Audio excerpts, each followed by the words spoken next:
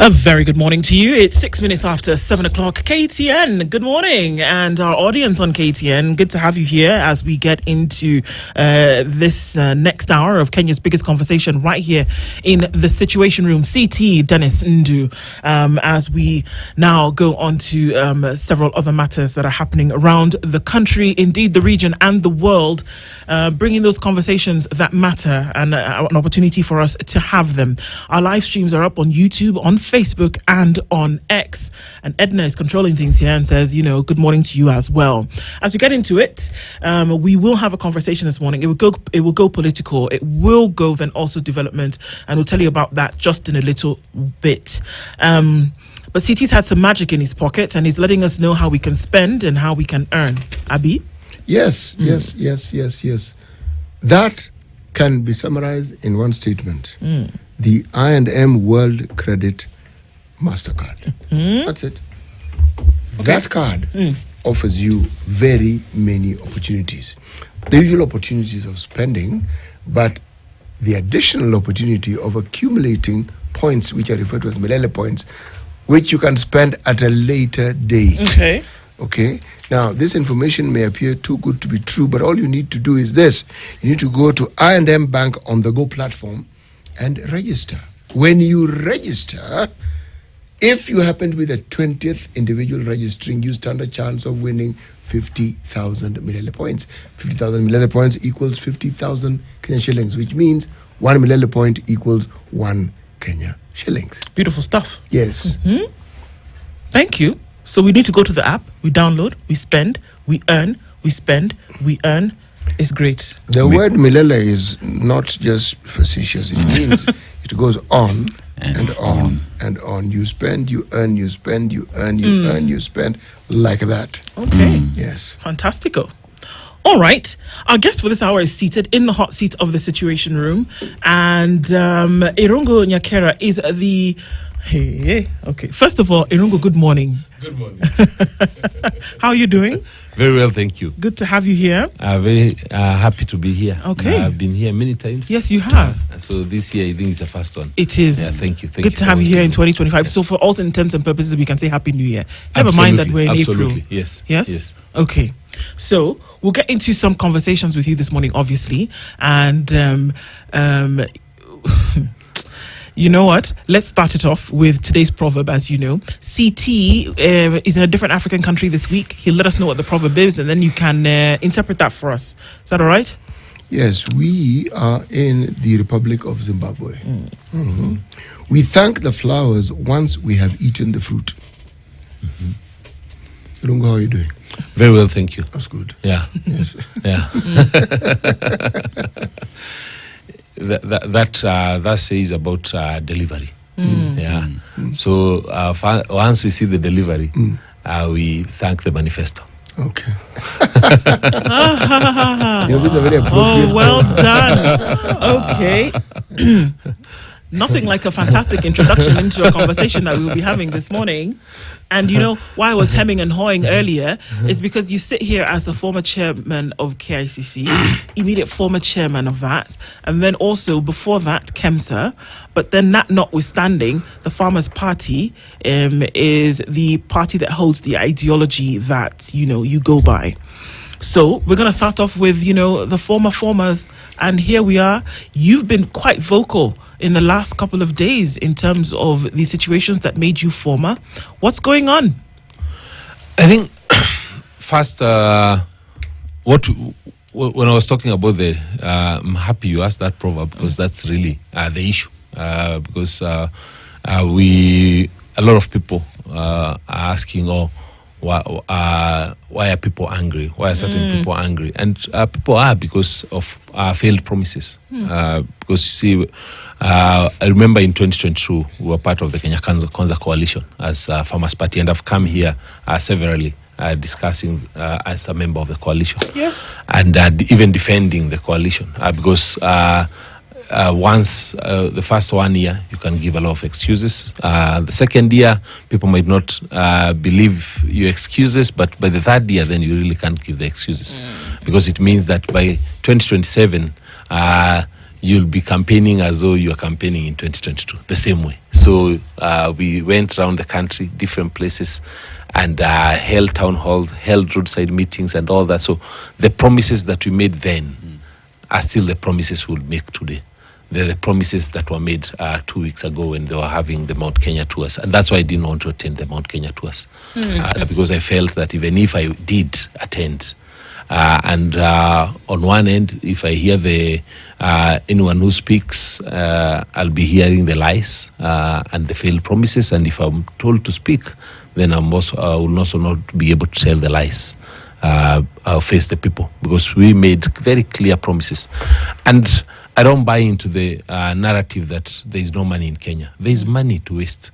Yeah, there is money being plundered, wasted every single day.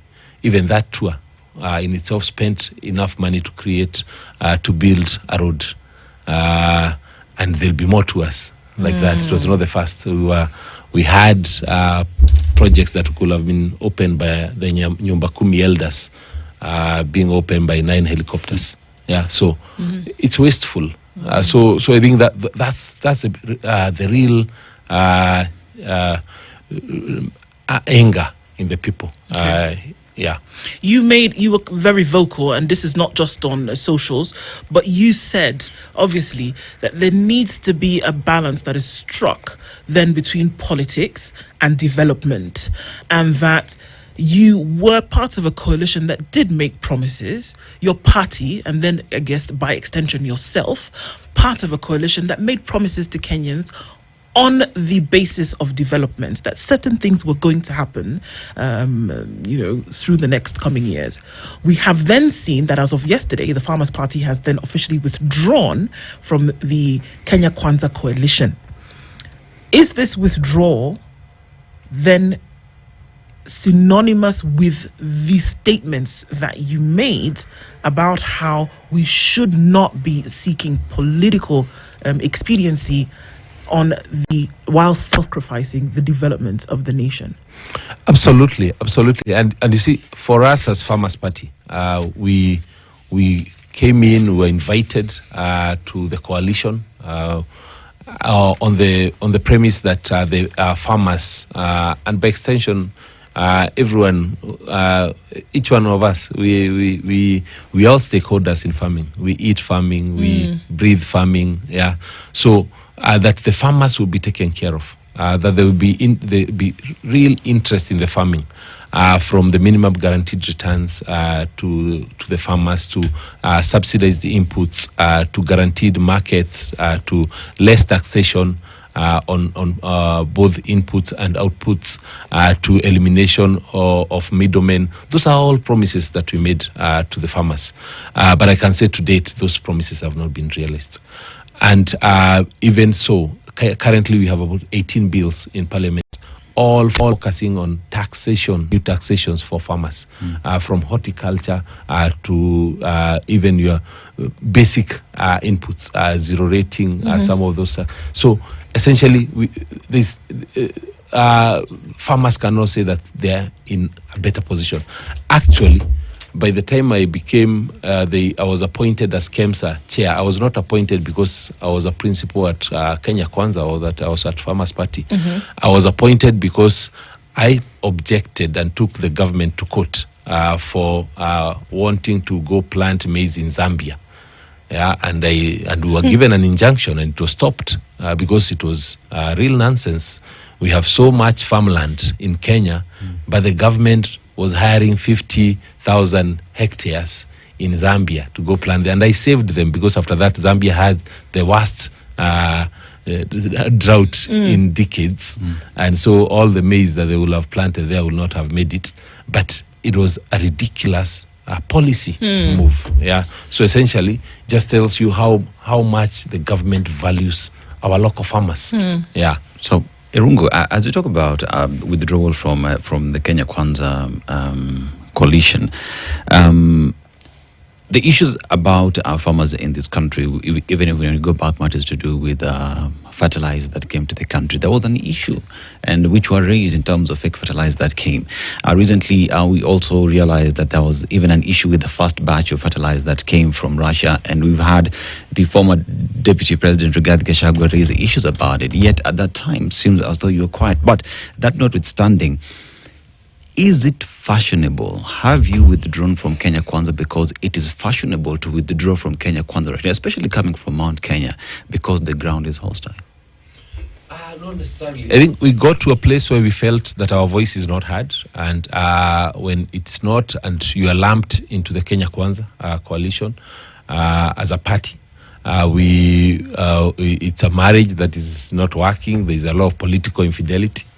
There was a signing of the apparently Kenya Kwanza coalition with ODM, which we had no idea about. We just heard about it. But they said it was not a coalition, it was just working. Whatever it was, but it was for Kenya Kwanza and ODM. And you see, if it was for UDA and ODM, it would have made sense. But you see, when you have a coalition where you are lumped, you just hear, you wake up one day and you hear, oh, today you have signed this. And your members, we have a few 100,000 members, yeah? And when our members ask us, oh, why did you sign that coalition? What do we say? Have you at least raised these concerns with the Kenya Kwanza, and what was the response? Even when we were taking our letter of withdrawal, there is no secretariat for Kenya Kwanza. You just take them to the UDA office. Yeah, there is no chair for Kenya Kwanza. There is no convening or convener for Kenya Kwanza. So it's just an amorphous body organ that you just subscribe to, but you're not party to.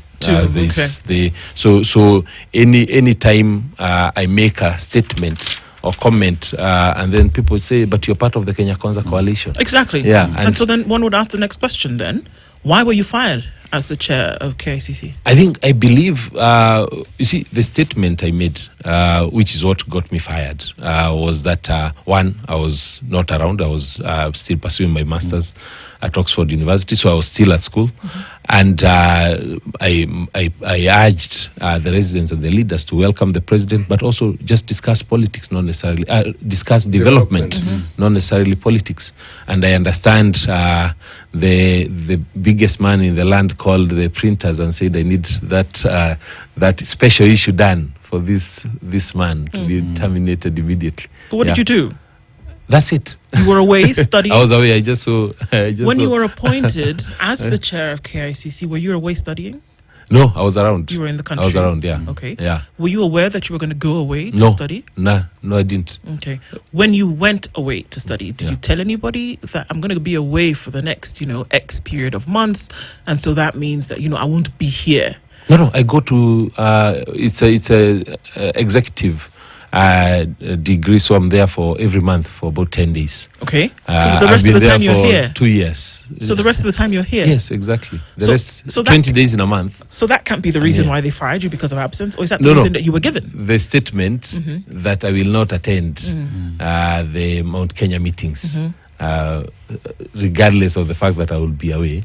Is what got you fired? Yeah. But I think for me, that's not even the issue. The issue is, one is I wasn't necessarily happy to be there. Okay. And people are, most people sense that from the fact that I wasn't, I was ready to criticize if there was need to criticize, where I needed to defend government. I've always defended government.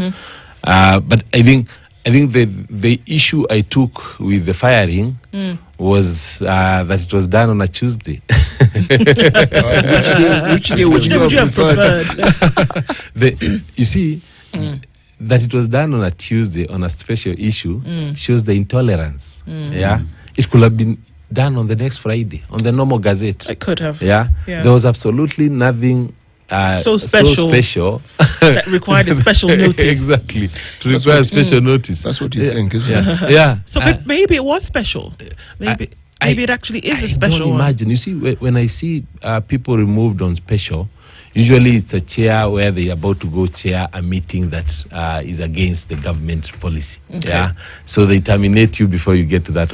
Well, let's look at this a little bit more in detail, Irungu, shall we? Yeah. That you are in a party which holds the hearts of very, very many people who are in a region that hold agriculture, farming, this kind of business very, very close to their hearts, to which the president was going in the week after you made this statement. So the influential part of your party and what it bears on the minds of people cannot be undermined. And then you made a statement about how you felt it was unnecessary for this tour to take place. Do you think then that the firing that then came was out of emotion? Do you think that the president is being emotional in these firings that we see? Was very you emotional. one day, Justin Muturi another? Yeah. Do you I think think so? they're emotional, and that's why you see, when I look at the current administration, it was the biggest critic of the previous administration. When President Uhuru was in power, this administration was out on a daily basis criticizing the president and the government. He didn't fire them. Yeah. So that's what I'm talking about, the level of intolerance. And you see, across government ranks, what I hold and is actually what most people say and talk about. But Irungu, you were in the previous government, were you not? Yes. What made you change? In terms of... Well, you supported that government. What was the reason you had for someone who was criticizing a government that you were part of at that particular point in time? You see, even the president, who was the deputy president, who was criticizing the government on a daily basis, at no point did we say that he should be fired. Yeah, he had his instrument, he had the office, he had called his meetings, but the president continued. For us, as I think the key area that I've been criticizing, and I'll continue to criticize, is the fact that we are prioritizing politics over development. My question is, why did you join Kenya Kwanza? That's really my question. The promise. This is a very beautiful manifesto. David Ndii did a beautiful job of coming up with a beautiful manifesto.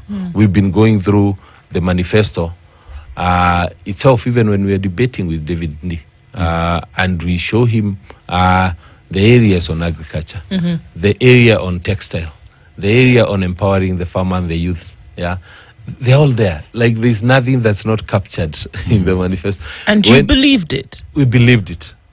Kenyans believed it, or rather, Mount Kenya believed it. Why did they believe it?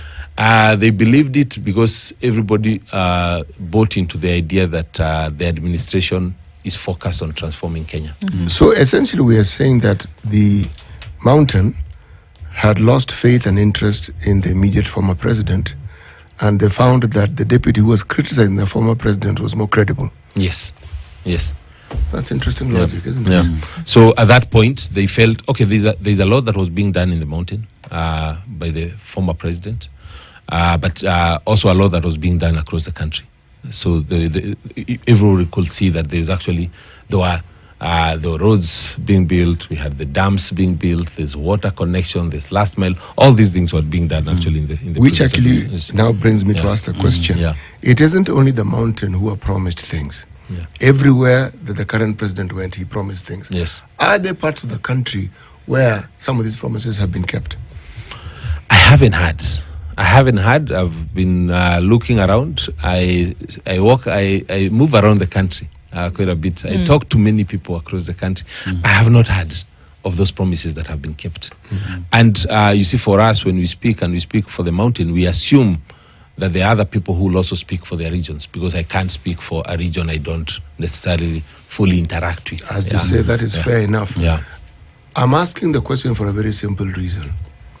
The changing tides in politics are often the reason why people switch camps.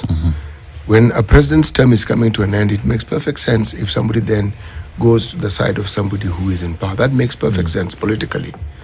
However, when you look at the promises, of these promises that you felt ought to have been fulfilled, were any at all fulfilled?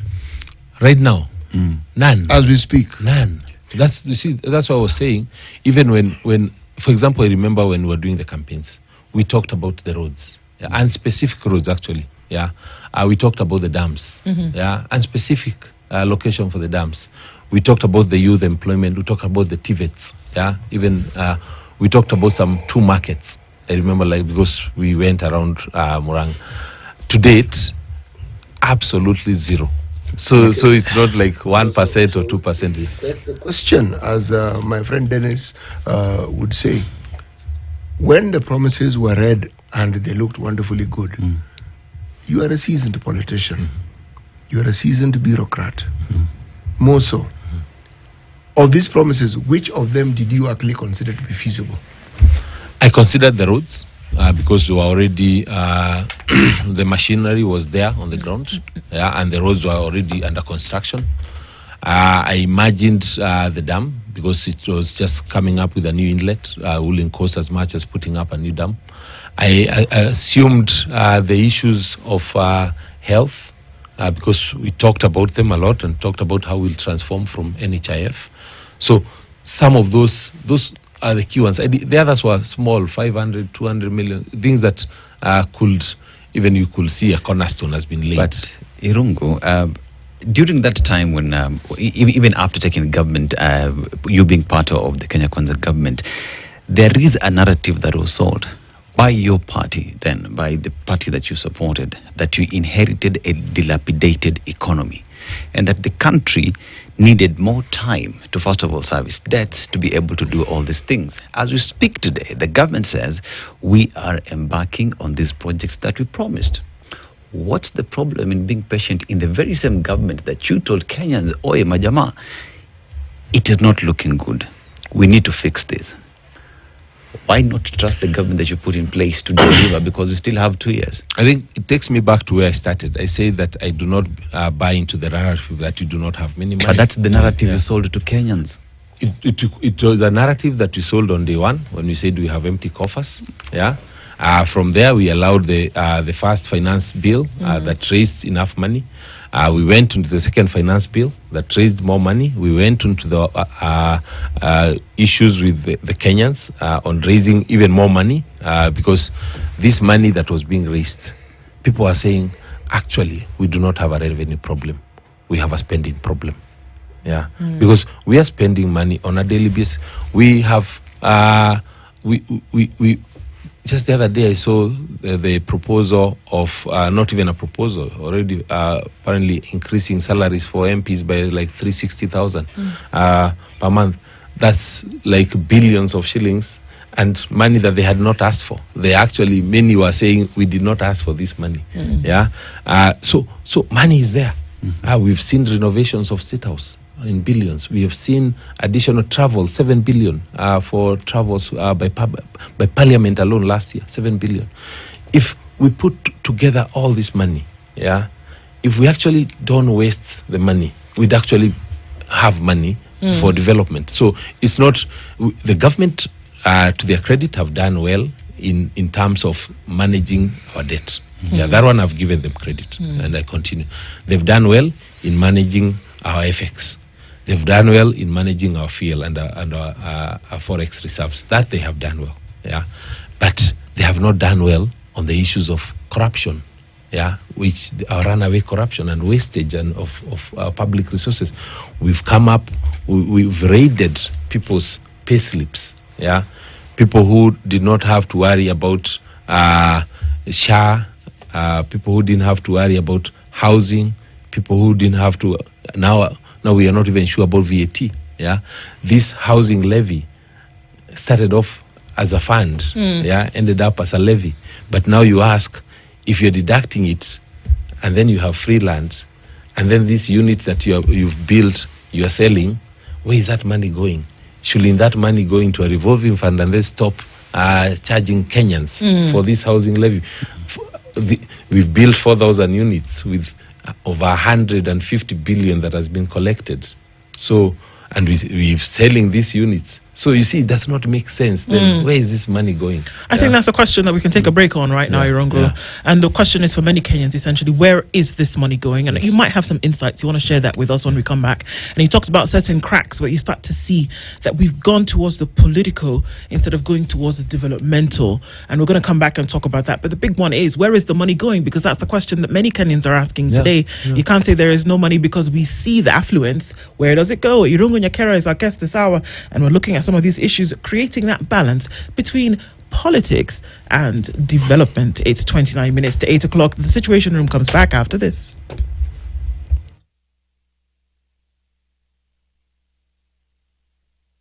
This is the Situation Room, the only way to start your day. The weather with Spice FM.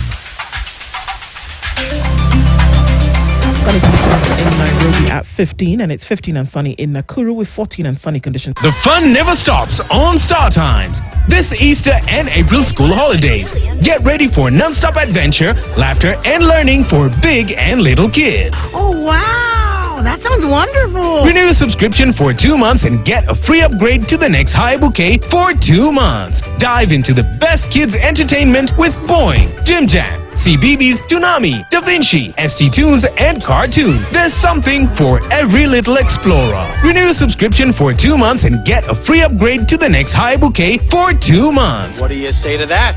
For endless fun, action, and discovery all holiday long. Download StarTimes on app and enjoy your favorite shows anytime, anywhere. StarTimes. Enjoy digital life. Welcome to the Art of Living show, where style meets serenity and art. From modern marvels to timeless classics, join us as we explore the charm and the beauty of some of the stunning homes, plus the stories behind them. Behind this, there is so much sleepless nights, so much. If you're building a house to escape a landlady, then you don't need to build a luxurious house. Celebrate the essence of fine living, where we explore the spaces of icons, personalities, celebrities, innovators, and let's discover, explore, and engage.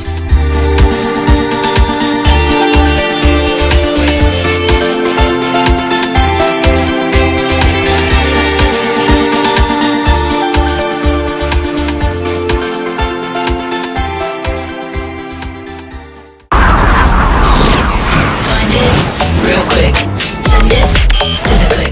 Wow, the place is sick.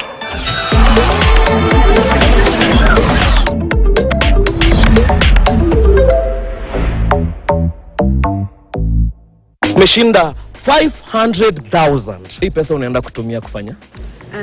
Mi ni Taylor na shona nguo. So hii pesa nitaenda kupanua bizi yangu, niongeze material hivi. And then kama kawaida ninunue kang'ombe, nikunywe maziwa. Ambia watu wako nyumbani, wale watu hawachezi daka, waambie kitu.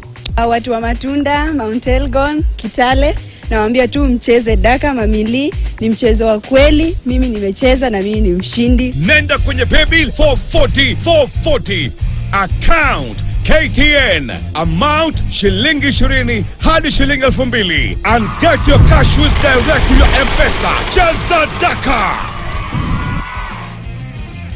I saw one of the ministers telling former speaker, the minister Muturi, that he should not be diverging government secrets or should not have transacted government business on their Gmail. And really, we all transact government business on Gmail, so it does not make sense. Actually, the government emails don't work. Yeah, so I hope they've started working now. So it didn't make sense that they say that. But I'm good at service provider. So and that's why people probably, you find that even people are pushed out by the fact that they no longer could no longer speak their minds where they were. There were no channels to actually ventilate and actually even offer opinions. And at that point, someone is like, why am I even here? Yeah, because I will be classified along everyone else and by everyone else who's outside as one of the one who propagates the bad policies. And yet I hold a different, divergent opinion. I'm keen to understand, Irungu. What was the coalition agreement that the Farmers' Party had with UDA? So we had the pre-election coalition agreement, essentially telling, which says, here are the 8 political parties. We're going into the election, we are going under one platform, shared vision, shared manifesto. After we win the election, we will fulfill the manifesto that we have, and each of the parties that is in the manifesto will be part of government. So that's it. Yes, it was that general. It was that general. Okay, it was not a one pager, but probably 3 pages of saying that of generality. But of generality. Yes. Nothing specific. It did not say Nyakera, you'll get this. So you will not get CS agriculture. No, like no. That. Now, when you have what you had side agreements between UDA and communities. Yeah, like the one we saw with UDA and Ford Kenya and ANC. That one was an agreement. A lot of the other parties that came on the post-election coalition agreements, which now were specific because already they have government. Yeah. So no, go ahead. So Nyakera, as we talk right now, you speak of a party that got in and all you needed to do was to sing the government song. But remember, even when forming these coalitions coming together, it was service to the people. And when things were going wrong within the government, don't you stop singing and just do right by the people and speak. Why speak right now? Because by then, you were inside government. You could speak from a point of authority and advice. I think someone would say you sound like a jilted for lover. us, actually, if you look at what I've been commenting, my posts, even when I come here and the other places, I always criticize. Yeah, and that's why even I took the government to court. And I was in that government, and I was called from the AG's office, and I was told, you cannot take us to court. I said, no, my position still holds. We do not believe that Kenya should be farming in Zambia. Does not make sense. Even Qatar does not farm in Kenya, and they are in a desert. They still farm in Qatar.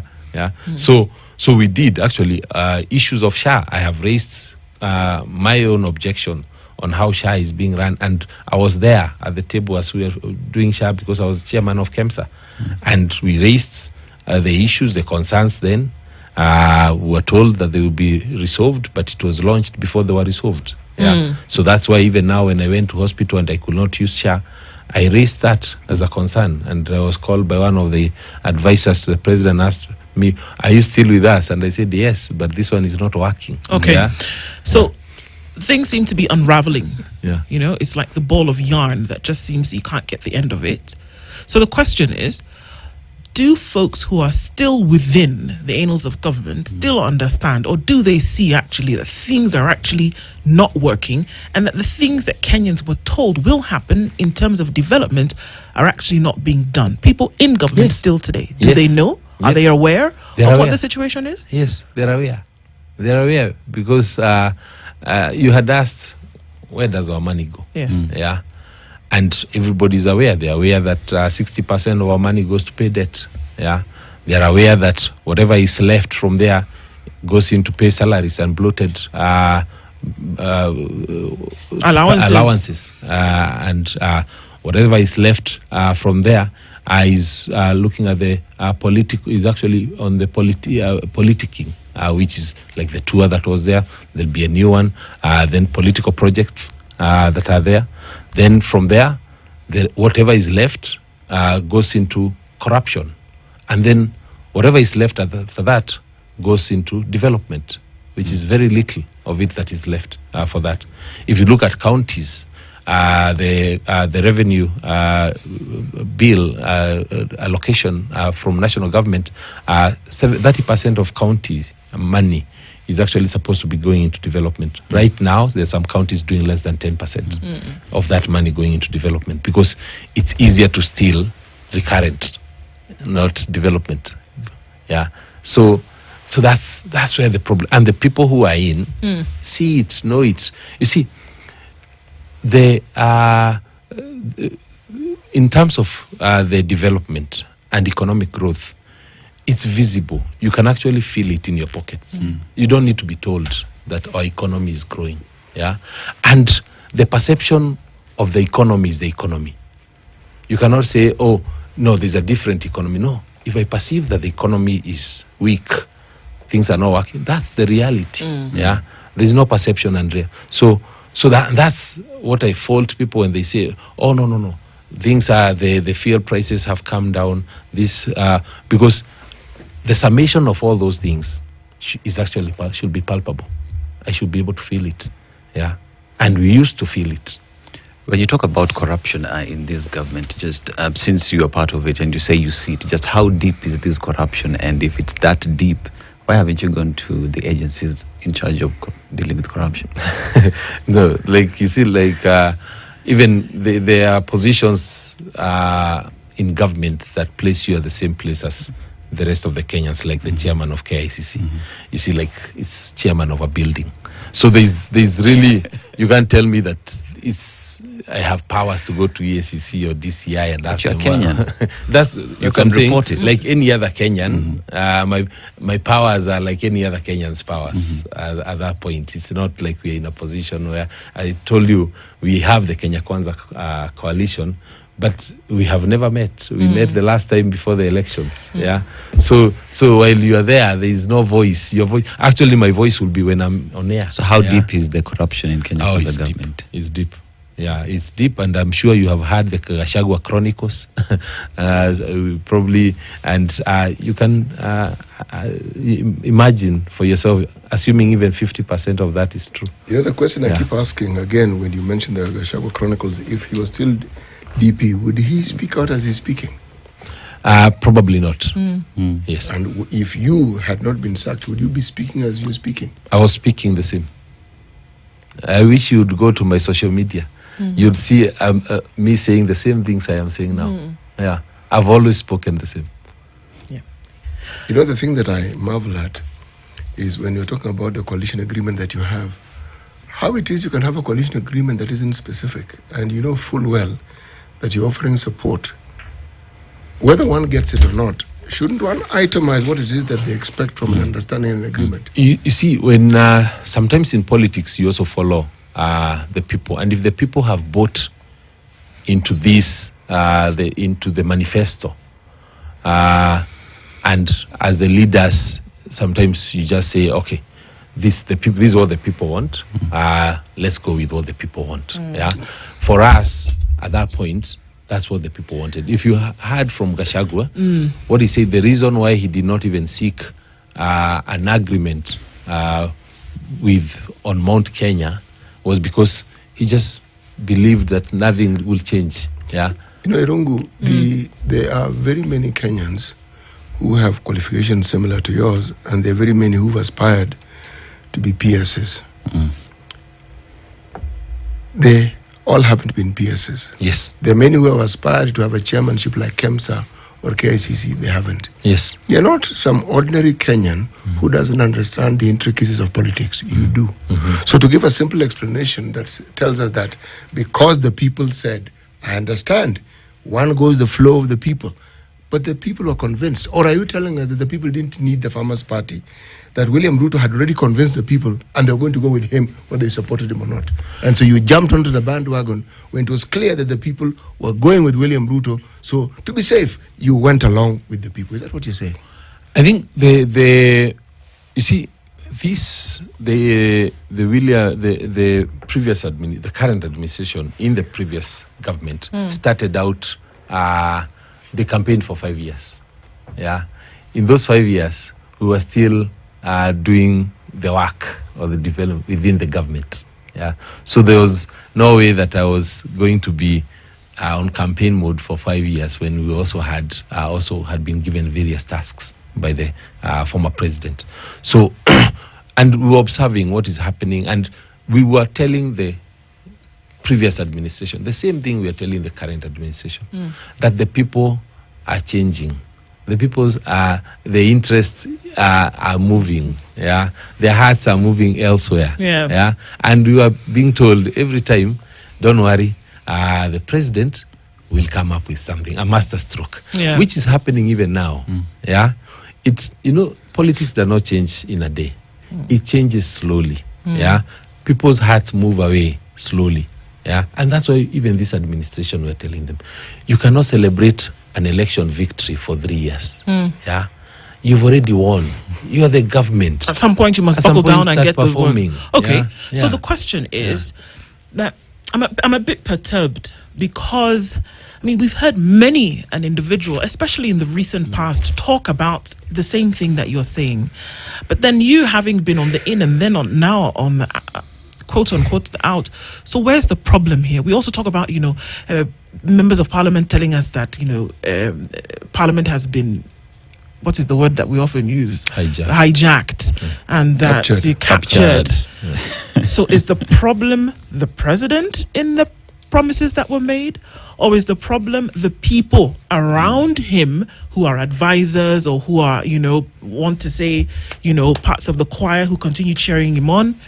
Because on the out, there's a problem. Those who are in know there's a problem. They know there's corruption. They know there's misappropriation of resources. They know there's mismanagement of resources. We know that there's mismanagement of priorities. But we're still sitting here like everything is all right. So who is the problem? The problem is that the buck stops with the president. And that's the biggest problem. The way I've always known it, the buck stops with the appointees of the president. Yeah. And they're the ones who are given enough power, authority to actually disseminate the policies of government within whatever area they've been appointed. Yeah. And they're the ones then to offer advice to the president. It's the president to make the decision on the advice, but what we have seen, unfortunately, is that everything is coming from the office of the president. Do they fear him? Are people afraid of the president? Exactly. Because once it comes from his office, and it's really only given to you to implement. Yeah. So you will defend it in as much as you can. Yeah. And when it no longer makes sense to you, you look back and say, advisors, give me more support. Where would the fear stem from, Irongo? The fear of losing your job, fear of something else happening to you? It's mostly fear of losing your job. Yeah, and if you have, this is one of the 10 things that you're doing. You don't want to lose your job over one thing while you have another 9 things that you're doing. So you just focus on the 9th, on the 10th, you do as you're told. If you look at, for example, SHA, I remember we were told that therefore we are moving, we are working towards SHA. Then we heard that there are 4 bills that we are supposed to give input to, but they've gone to Parliament. In no time we heard that they've gone through that reading and they are now ready to be signed to law. We were called at one evening and told, please tomorrow morning make it to State House as chairs and whatever for the signing of the bills. Then right after the regulations should come out and then they should be launched. You see, the life of something so monumental and that has been operational for so long was so short. Yeah. And everybody was like, this is so transformational. I remember sitting with the deputy, the prime cabinet secretary, and him asking me, do you think we are ready? Yeah. For the launch of SHA, because I was the chair of camps, and I said, we have not been involved.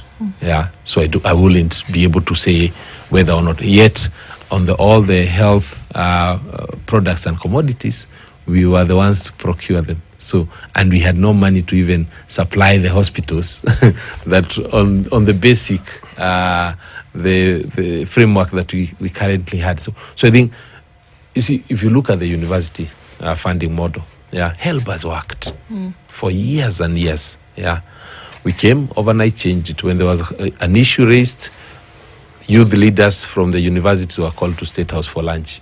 And then they were told, about 10, 20 of them were put into a task force, told now finish, come up with a report, or we'll give you a report, and then you say it's yours, and then that is closed. These are things that really happened, Irungu? You didn't see? That's what happened. When there was issue of the youth student leaders, who you look at the task force that was created, those were the student leaders. Yeah. So after that, nothing changed. They changed. Okay, how do you measure whether you qualify or whatever? But wasn't there a task force that had some fairly eminent people of the Working Party on Education? Education. Who went around the country, Yeah. seeking opinions and things like that. Yeah. Yes. That was now the issue. You see, once people raise issues, and these are the users, you see, when a user raises a problem, like for me, I sponsor, I have a student that I pay for at JQuat for pharmacy. I pay for 50,000 per year for the student, yeah, with minimal help, yeah. And before, assume how many students will actually pay that, yeah. And means then pharmacy becomes a preserve for only the ones who can afford. Before, there was equity that was brought by help. Yeah. And that's what I'm saying. When there's a system that is working, it might not be as efficient. Maybe it's doing 60% or 70%. Before you actually overhaul it, you also need to look at, it's been working for 30, 40 years. Let me use 2 years then, or 3 years, or 4 years, then to change it. I cannot use... Not necessarily change it. Yeah. Were we told which aspects of NHIF was not working and where the problem was? Because if you're going to change something, it means whatever exists isn't working. But it was working. They just demonized it. It was limping, seriously, in many cases, but we know why it was limping. Yes. Yes. The cartels. Yes. We could get it was easier to get rid of the cartels. Yes. Yeah. Than to actually kill it and come up with something totally new. We've asked this question and we've been told that NHIF had said, look, we need some 900 million shillings to simply upgrade the system and we'll be able to do the very same things that are being asked for. They gave them 104 billion. Irungu, on 4 days ago you said politics is practical and development is visible, not simply a convoy of promises. Kenyans, including those in Murima, voted for jobs, lower cost of living and thriving businesses. By 2027, endless rallies and empty words won't fill empty stomachs. But everything that you raise here are things that Kenyans have been complaining for 2 years that you're part of that government. Irungu, I still take you back to you complaining today.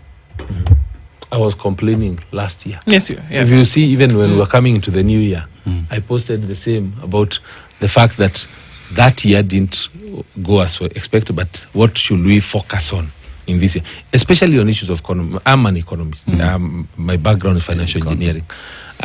So I'm a banker, so I understand about the NPLs, the non-performing loans, why banks are not lending. I was happy when I requested the central bank governor to even consider the CRR, the cash reserve ratios, which are fairly high, how to lower them, and then once they lower them, then there's a bit more money available for banks to lend. And he did so by bringing it down by about 1%, which released about 70 billion. But then the banks still are not lending the 70 billion because we owe them 16% of the on NPLs. And what we owe them, majority over 60-70% is actually from pending bills. Okay. Yeah. So if there is one economic stimuli package that the government can give, it's actually paying off pending bills. Pending bills. Yeah. Sure. We talk about these development tours. I mean, you spoke about them. Are we delusional to believe that the president with the crew goes around the country talking about the development that will be brought to different areas? Because he's done that, hasn't he? In the places that he's been, there have been further promises about development and the agenda that's going to be brought to those particular regions. Are we delusional to think that there's a clear demarcation between politics in terms of what will happen in 2 years from now with an election and development in terms of what should happen today with the money that's available in terms of resources? First, I think they're not development to us, they're political to us, because it's 99% politics, 1% development. And if it's development, it's the promises. And you see, we were there even during Kibaki's time. He really wasn't going anywhere. Yeah, he was at State House. He was meeting CSs and PSs only when they are very clear on what they are coming to discuss with him. Yeah, and things were still being done. Yeah, and I think that's why I'm saying we are celebrating for 3 years. We can actually have development because in each of the 47 town halls that we held, the economic forums, those economic forums had people from all the different wards for each of the 47 counties.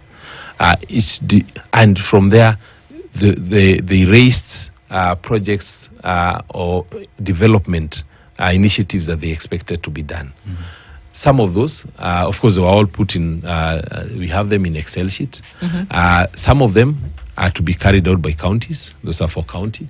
Then some of them are for CDF, and some of them, most of them are for national government. Of course, the national government cannot be able to actually carry out 100% of what people need. And there'll be development in 10 years, 20, 50 years, so you can't do everything this year. Yeah, but then that's where you come up with the priority list. How much money do we have? We have 200 billion for development. How do we ensure that at least within the next 3 years, the first 3 years, every part of the country feels at least something small, that you can actually go to Kisumu County and say, in this county, in the Mamboleo area, or in Kajulu, we have done X. And even if I'm from a different part of Kisumu, I know Kajulu and I know that project that was done, and I'll be okay because I don't expect projects to be done everywhere. Yeah, if you go to a different county, you're also able to say one thing that has been done. The problem is we can't see it. Yeah. A broad-based government was brought into place to be able to handle some of these matters that you speak about. So if you bring people in from different parts of the country, there will be, a concerted effort. What do you think about the broad-based government? That's political conmanship. It was just replacing a group or a community or a region that is unhappy with another party, so that you still have the numbers in parliament. Yes, there are 43 or 45 MPs who have exited, so you won't have the right numbers. You bring in another 70. So politically, you're okay. You can run the government, which can happen. Yeah, the politics will work, but the emotions won't change. Yeah. And so what the broad-based government has done, and I appreciate them for that, is that we still have a country that is running, because we want that. We want that stability. We want a country. But come 2027, when people are talking about the promises, the broad-based side might be with the other people saying, it was not our government. The same way I'm here saying I am not in Kenya Kwanza, they will be on the other side saying, we are not in UDA. Irunga, I find this very strange. By own admission, President Uhuru's development record could be seen. He was rejected. Yes. By your admission, the current administration is not delivering. They were elected. So you rejected somebody who was delivering, and now you accepted somebody who didn't have a track record of having delivered, or if there was a track record, it was with the government that he was in at that point in time. Yes. Okay. So where does that put us exactly? You see, you get into you elect somebody based on their promises for the first time. Yeah. No, you don't. No, that's how it worked. Because you see, if somebody has not been in a certain seat before, they cannot tell you how they have done it. See, the question I'm asking here is a very simple one. Yeah. Were they voting against the ODM candidate, or were they voting for the president? That's really what I'm asking. In last election, the mountain. You can. I think for them, they felt that they owed, they had a debt to pay off. With the current government, because he had stood with them, and there was visible development, and people were saying that the development is the current president was actually the one who engineered the development, because they were saying the former president was always drunk. Yeah. Okay. So those were I'm saying what they were saying, and you see that turned out now after it's done. That's when people are like, actually, the permanent president was actually working. Yeah. Well, it would be interesting to see what next. Yes. And I have a strong feeling that you will be part of the what next. Yes. But let's wait and see how that goes. Absolutely. Irungu Nyakera has been our guest this hour, opening up our eyes to a couple of things. And it's been good to have you in the seat this morning. And very interested to see what will happen in the future with folks' input. So thank you very much for that. Thank you very much. And glad to be here today. Asante sana. Good morning. 8:01.